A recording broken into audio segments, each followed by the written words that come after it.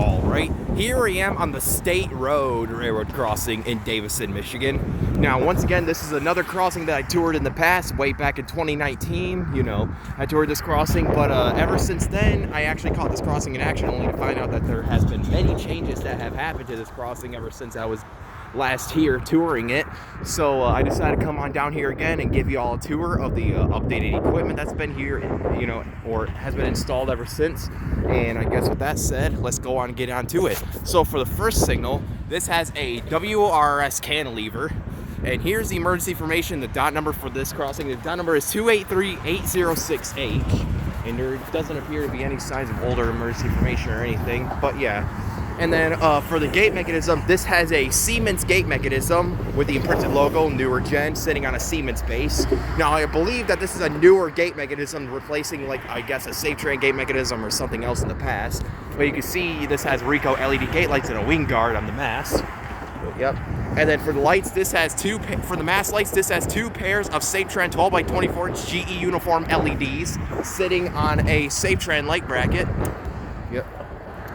It's pretty neat. And then for the overhead lights, this has two pairs of SafeTran 12x20 inch GE uniform LEDs sitting on a SafeTran light bracket, I believe, which these ones are pretty much newer in the past. And then for the, well, you know, replacing the other ones in the past. And for the bell, this has a low-pitch Siemens electronic bell, you know, replacing a General Signals Type 2 in the past, most likely. But yeah, pretty neat stuff here. Thankfully, they correlated the lights correctly, because they had like 12x24s on the top and 12x20s on the bottom. It just kind of looked weird. So yeah, with that said, let's go ahead and hurry up across the road and see what the other signal has to offer. But yeah, with that said, here's the next signal, which is somewhat similar to the first. This has another WRS cantilever.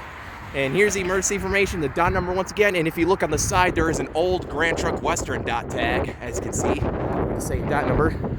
And for the lights, once again, this has two more pairs of SafeTran 12x24 inch GE uniform LEDs for the mast with the SafeTran light bracket, as you can see.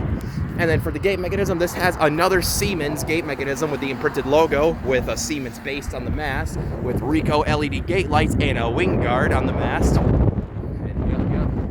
And then for the overhead lights, this is I think where the original equipment still remains. This has two pairs of SafeTran 12x20 inch dialight LEDs sitting on a SafeTran light bracket.